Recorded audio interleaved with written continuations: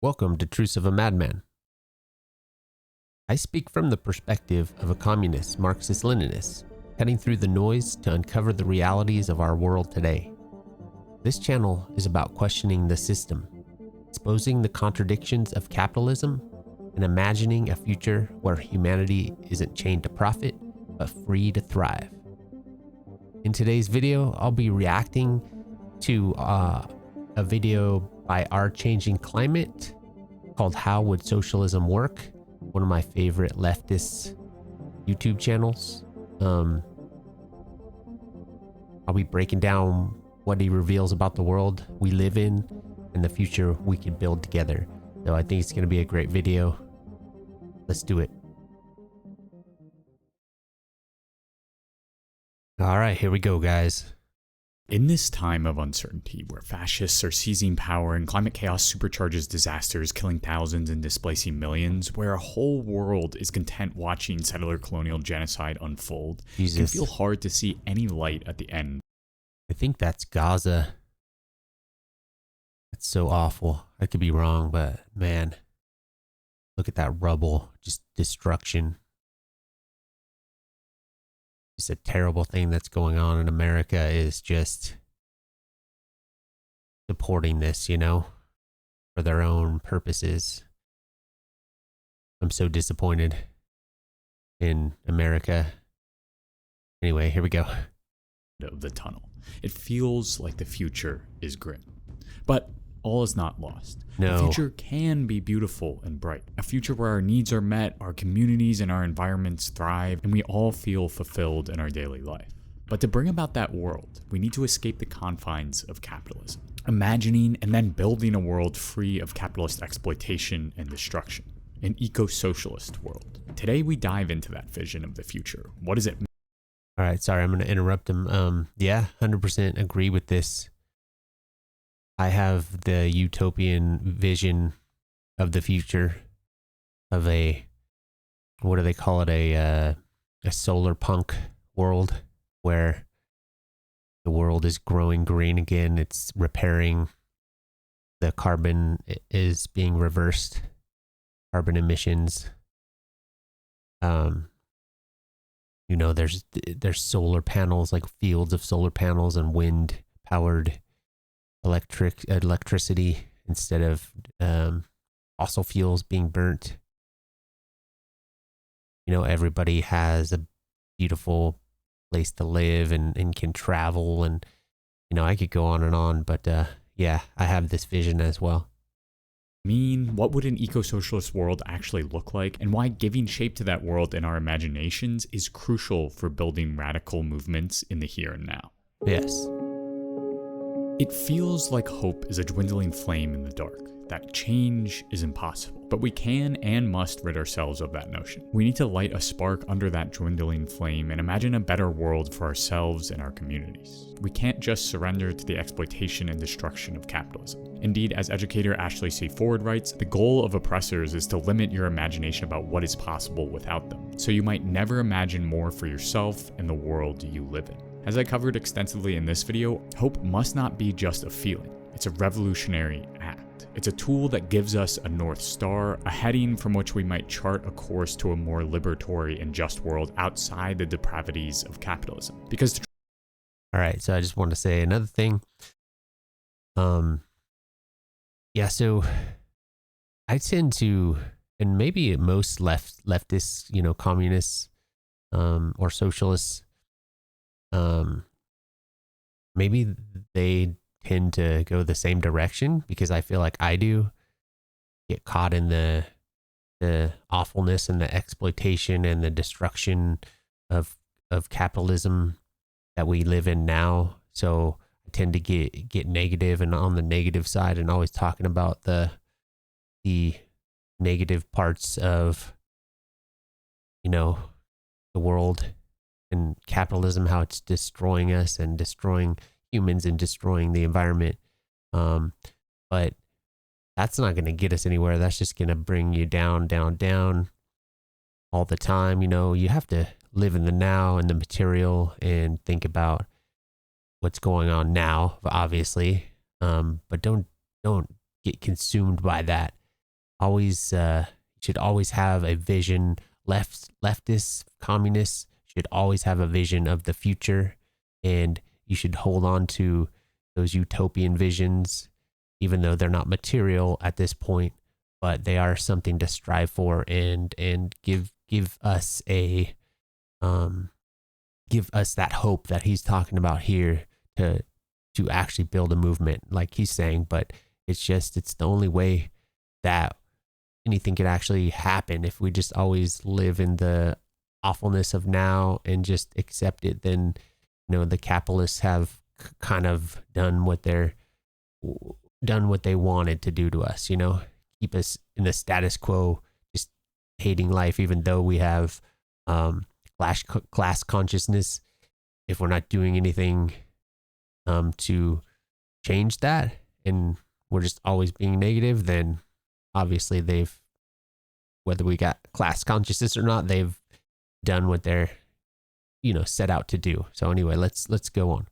Transform and topple our current system of fossil capitalism to build movements, we need as much world building as we do critique. We need to envision what a zero carbon liberatory world might look like so that we have something to fight for, not just against. As environmental historian and author of Half Earth Socialism, Troy Vitesse argues in a conversation I had with him a while back, that having this utopia, this end goal, is very useful because that actually glues together your coalition. That actually binds you together. Luckily, there are so many beautiful visions of a future based on the needs of the people and the planet. From video games like Terra Nil, or all the varied visions of Solarpunk, or even the Pan-African ecotech utopia of Wakanda. Unfortunately, these pieces of art often lack political direction and insight, which is why we must define and give shape to the political systems that might actually produce those visions. And that system is eco-socialism.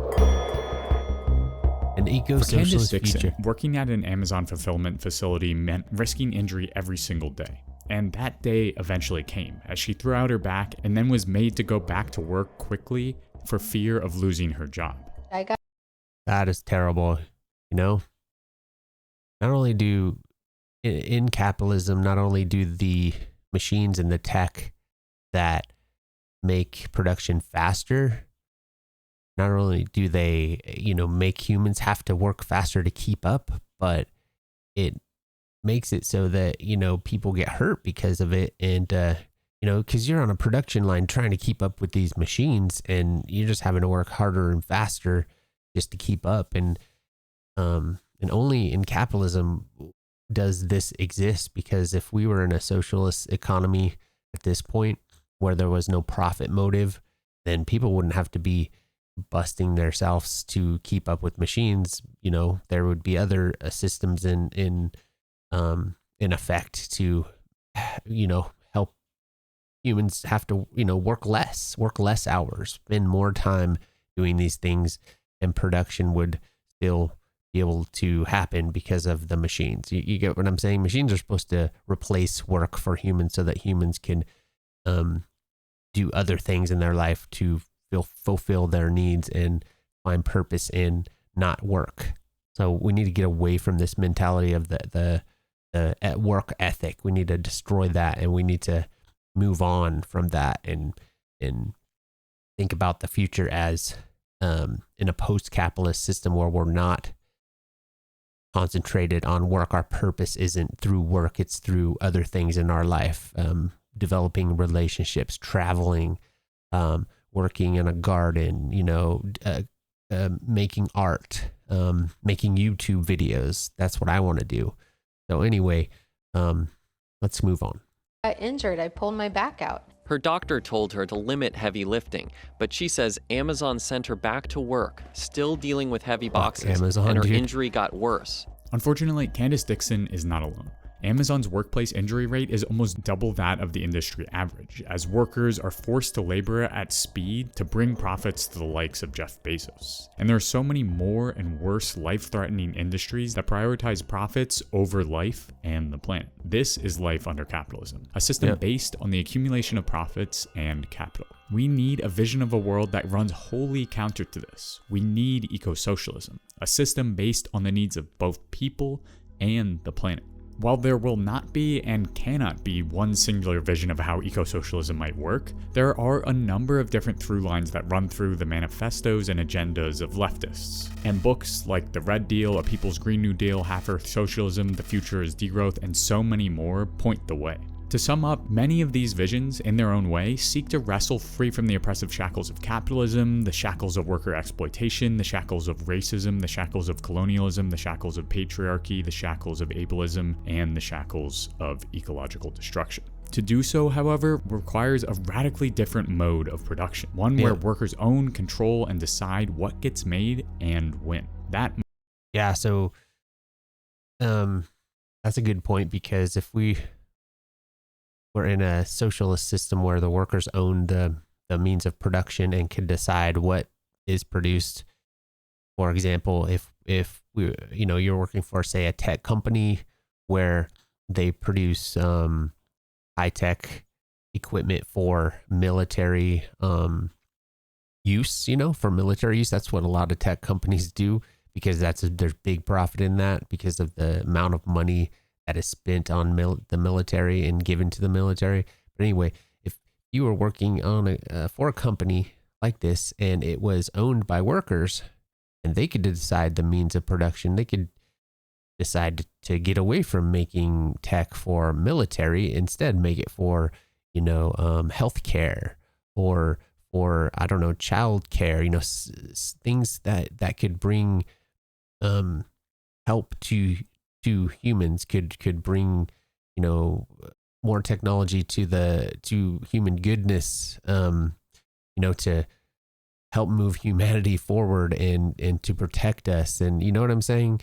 I mean, I'm kind of trying to get the proper words out, but that's where we should be going with this. And if workers own the means of production, I'm positive that that's how things would go, because we'd get away from that profit motive, All right, so here we go. Mode could be eco-socialism, an economic and political system that calls for a worker and peasant-led revolution that rips ownership of production away from the elite and puts decision-making power into the hands of the masses. Unlike capitalism, which prioritizes decisions based on the endless creation of products to sell for more profit, eco-socialism advocates for an economy that makes decisions based on the well-being of all people and the planet. Because one of the foundational tenets of eco-socialism must be that the fruits of everyone's labor aren't funneled into the coffers of a single capitalist, but instead distributed according to people's needs. Yeah, so I guess that's kind of what I was trying to say. In a way, I was trying to figure out the right words, but I was basically, if workers own the means of production, then they would decide what should be produced to better humanity, the things that we need socially in our system, not things that would go towards war and stuff like that, So yeah, that's what I'm saying. Here we go.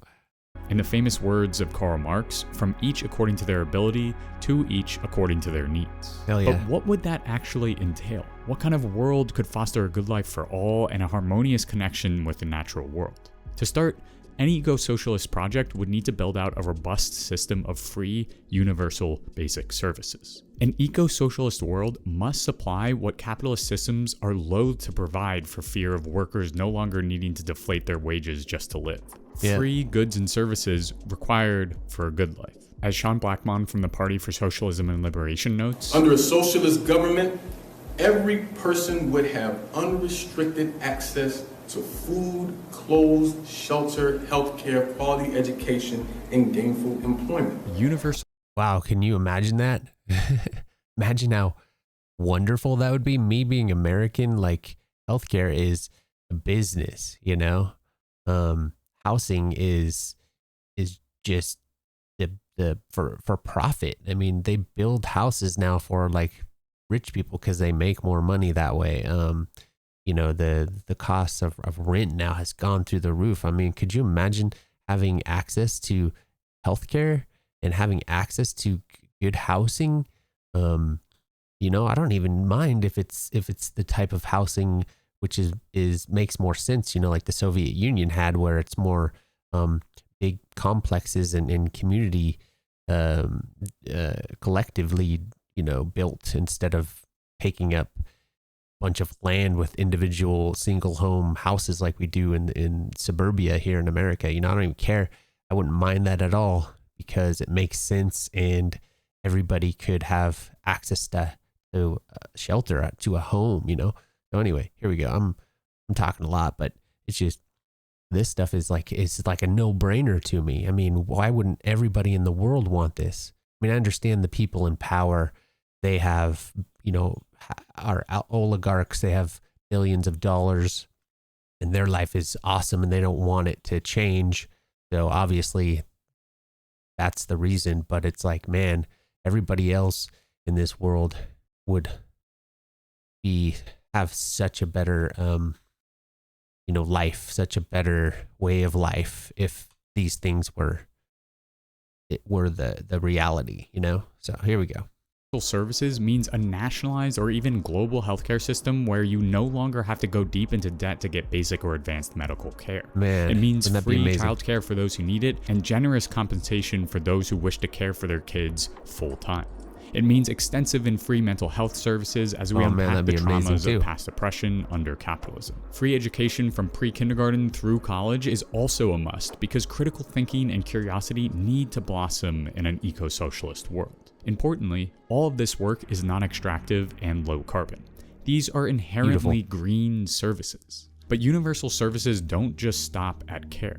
Imagine zero carbon housing that is free or low cost, no longer tied to speculative markets and crushing rent spikes. Low carbon retrofitted homes and apartment buildings would be affixed with solar and battery storage, and co-housing and co-op living across all ages would be the norm. No longer does the very house we live in distance us from the people we love or destroy the planet. Of course, for those who are uninterested in community living, there would be sustainable single-family homes available too, but they would be a far cry from the McMansions of suburbia that are so popular now. Housing, especially in the United States, would need to degrow in individual side but expand in capacity so that we can assure that no one is living on the streets and everyone is comfortable.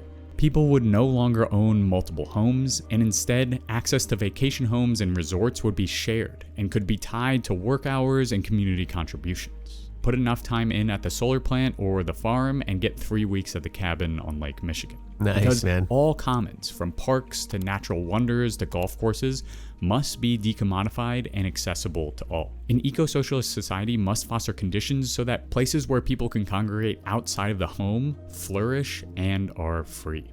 Whether it's neighborhood canteens, free theaters, museums, parks, cafes, or library, living the good life means access to activities within your community. And you gotta have time, and instead of spending like I spend, at least a third of my life, probably more, just at work for somebody else. I don't necessarily like my job that much. I mean, it's okay. There's worse, but I mean, I don't get fulfillment out of it. And I spend all of that life, just doing that, and I don't have barely any time for leisure time because I provide for my family and I don't even make enough money. We live paycheck to paycheck, even though I work all these hours.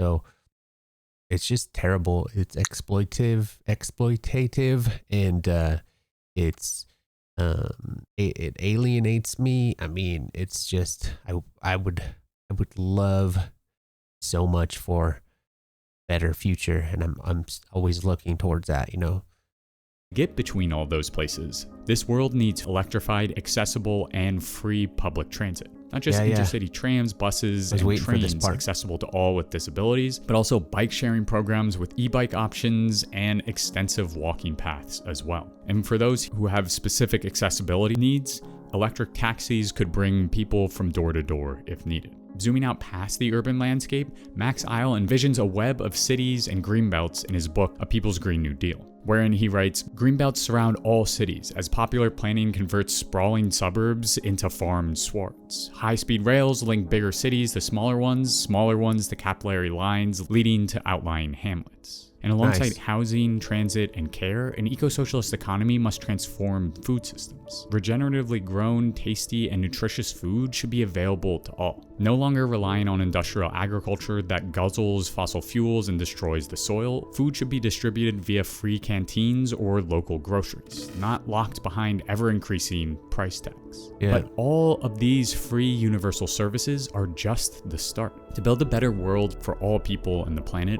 Well, now also, I just want to say this with the advancements in AI and robotics, if it's not under a paywall through capitalism and it's out there free for people to use and innovate and build upon, we could get to a place, because there's exponential growth with these things. We can get to a place in the near future if we got rid of capitalism to where we're an abundance of good, healthy food and an abundance of good healthcare and genetic work that can help people live longer. You know what I mean? It's just the future has unlimited hope, I guess you could say. That's not the word I'm looking for, but it's just there's just unlimited possibilities if we get rid of this roadblock, this thing that's holding us back from moving forward in the future, which is capitalism. we must dramatically transform not only the way we work, but also why we do it. Under capitalism, we work jobs we're uninterested in for meager wages. Yeah, I was saying that earlier. Indeed, at the core of the capitalist model is worker exploitation.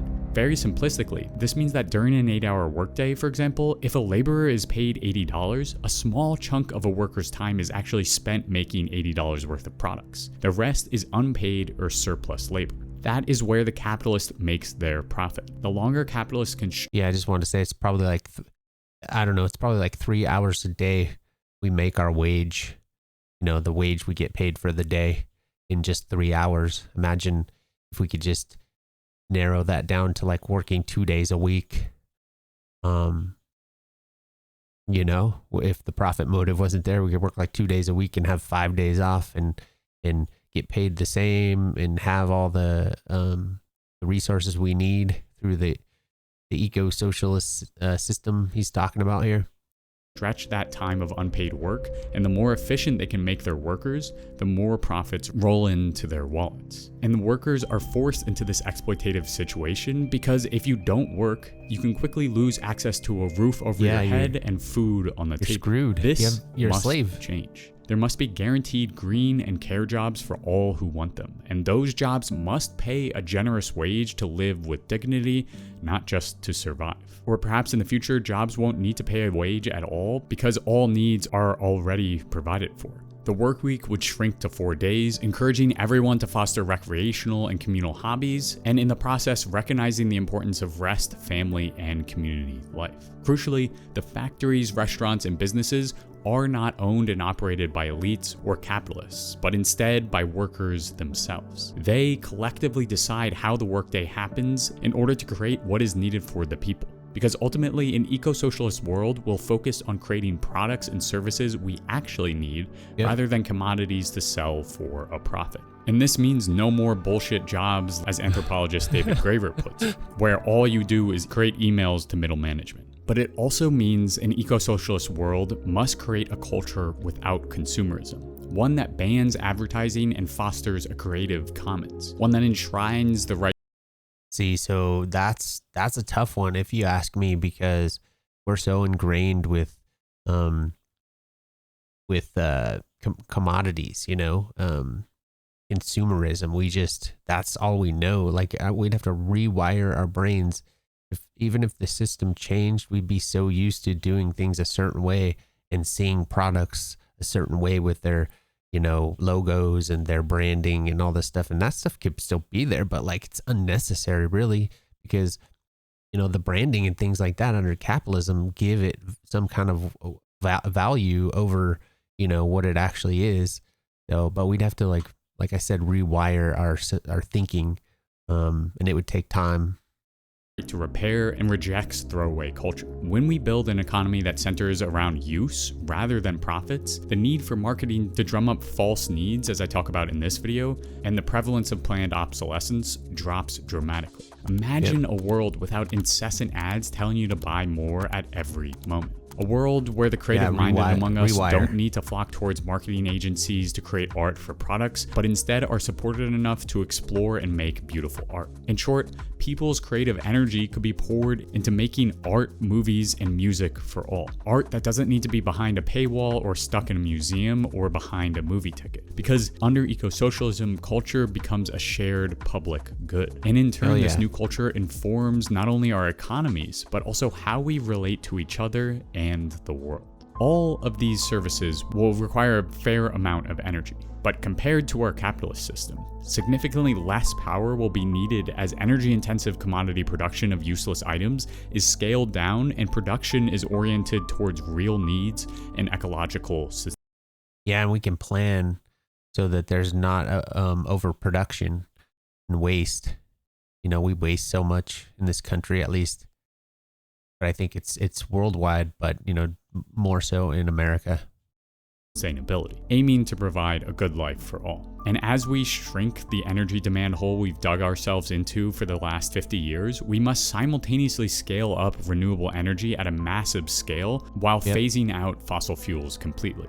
This means renewable energy supergrids that balance out regional variability when the sun isn't shining and the wind isn't blowing. It means smaller community-owned solar and wind microgrids. And it means a mass expansion of battery and storage capabilities with technologies like pumped hydro. Ultimately, all of this agenda must be couched in anti-racist, anti-patriarchal, anti-imperialist, and anti-oppressive agendas. As co-author of the Red Deal, Melanie Yazzie notes, "You need to divest from the institutions that cause the greatest harm on behalf of the state, right? Prisons, police, the military. And divesting from those institutions, we must reinvest in the common dignity of all, which means healing our bodies and healing our earth." So building an eco-socialist future necessitates degrowing and eventually abolishing violent industries like the police and prison system and the military. Weapons of state violence that have long terrorized people of color for centuries, especially in the United States. Fiscally speaking, global military budgets eclipse funding for climate action, healthcare, and education. Look at the United States. 732 billion. And I think Donald Trump is talking about giving even more of a budget to the military, which is like they always do this, man.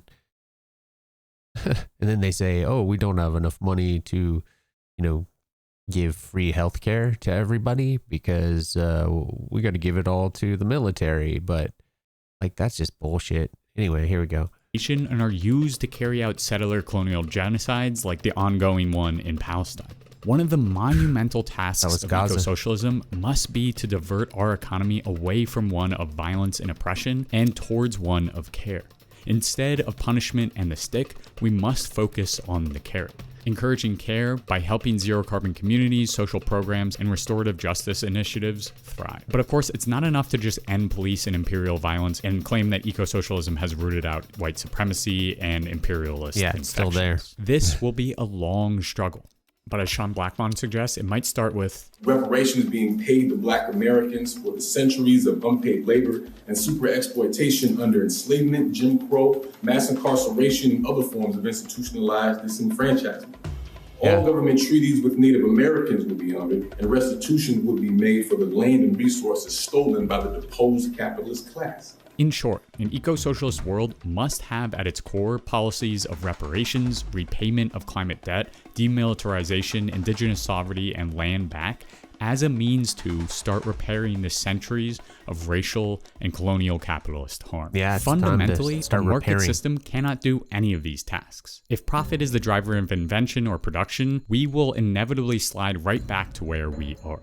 Indeed, the market economies of today lead to waste and inequality, and they are irrational in their chaos. If we right now already need to heavily regulate markets with elaborate mechanisms to lessen the massive harms just a little bit, why bother with the market in the first place? That's why an eco-socialist economy must be a democratically planned economy. I talk a lot more about how and why planning must be central to any eco-socialist project in this video, but in short, there are many ways in which a planned economy could not only be successful, but also thrive. Troy Vitesse and Drew Pendergrass present a case of a half-earth socialism that sets broad-scale goals like global veganism, energy quotas, and forest rewilding and stewardship under indigenous control. Nice. Based on linear programming. We can imagine feasible ways to use simple algorithms to plan plausible ways of organizing society, and then debate about what those plans look like. Could you imagine just like, why would we not plan our economy?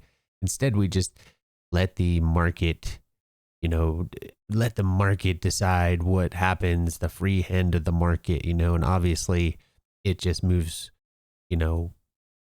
it moves wealth to the top and takes it away from everybody else, and it consolidates and monopolizes, and it causes destruction to our earth and everything else.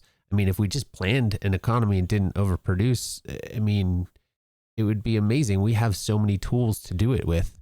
We just have to tear down the capitalist system,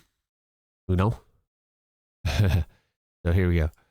On various levels. That's Drew Pendergrass, co-author of Half-Earth Socialism. He goes on to add, so we kind of imagine a little federalism where we set broad, coarse goals at a large level and then figure out in detail what that looks like as you go towards the more local level. In the context of climate change, socialist planning is crucial because, as Vitesse argues, then you begin to think, okay, like how much energy can we use as a society, or where are we getting our energy from? How much land are we using with animal agriculture? How much of that land could be rewilded? You begin to see these things in their totality, which is difficult to do or impossible to do under capitalism. In very simplistic but more concrete terms, a linear programming eco-socialist planning model requires us to plug in a number of desired parameters, like we want to cut emissions by 7.6% every year, rewild 25% more land, and redistribute wealth for a good life for all by 2030. And then according to those parameters, the program might spit out a variety of plans, ranging from more lenient energy quotas but faster uptake of vegetarian or vegan production and consumption, or perhaps more aggressive rewilding and afforestation instead, or a more rapid increase in renewable production. On a global scale, Vitesse and Pendergrass envision thousands of planners and scientists plugging a massive amount of data into a central mainframe, much like what already happens in climate models, which then charts out various course blueprints 5 to 10. Of course, a supercomputer uses a lot of energy, so it would have to be like a quantum. I don't even know if they have quantum computers at this point, but I'm sure we'll get there.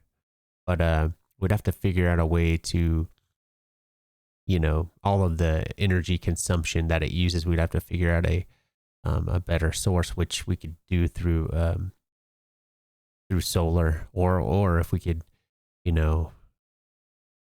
like fusion energy, if it's stable. So anyway, I'm just thinking out loud, but there's so much possibility, or even 25 years into the future, envisioning what it would look like to cut emissions, rewild half the planet, and redistribute wealth at different speeds. Those broad plans are then disseminated, debated, and transformed as they pass through to global, national, and local levels. This is socialist planning in motion. Because for eco-socialist planning to succeed, it must be intensely transparent, accessible, and subject to debate. Plans must come from everyone, be formulated and run through modeling tools, and then sent back to the masses in an endless cycle of construction and exploration. But to get from now to that future, we can't just imagine. We must act. Yes. We must build. Especially by 2030. An eco-socialist future is possible, but it's not inevitable. It will be a long road from the current rise of fossil fascism, settler colonial genocide, and intensifying climate disasters to an eco-socialist future that prioritizes a good life for all. But that work is already in motion. There are already climate and leftist movements fighting to build power within capitalism in order to eventually break away from it. Because it's not enough just to envision what could be possible. Radical hope requires action. That means working towards transitional demands and non-reformist reforms that alleviate the harm of capitalist destruction right now. Those look like defunding the police, moratoria on fossil fuel extraction, closing coal mines, raising wages, shortening work weeks, expanding community-owned renewable grids, ending settler colonial violence, and expanding access to universal services. These goals, these transitional demands, build power by stealing it from the hands of capitalists. Yeah. Of course, these are part of the end goal, but they are not the end goal. They are just steps on the path towards a future of liberation, where all people can live a good life on a thriving planet. But it will take all of us, with whatever capacity we have, to make that workers happen. of the world And that starts unite, with bro. you joining a group doing the work in your area, while always imagining and dreaming of what a world outside of capitalism could be. All right, so we'll end it there. But man, good video. I love Our Changing Climate is the name of his channel. I'll put the link to his channel in my description of this video. But it was great. This kind of stuff just gives me that hope. I always have that hope and that vision of utopia, but a lot of times like I said earlier, I talk about the negative. So it's refreshing and invigorating to watch things like this and feel that hope. So anyway, guys, I hope you enjoyed this video. Go check out Our Changing Climate, and we'll see you next time. Workers of the world unite.